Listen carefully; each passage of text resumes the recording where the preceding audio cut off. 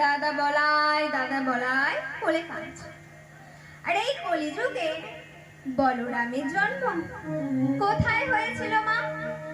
না সেই বীরভূম জেলার এক চক্র গ্রামে হারাই পণ্ডিত ও মা পদ্মাবতীর ঘরে।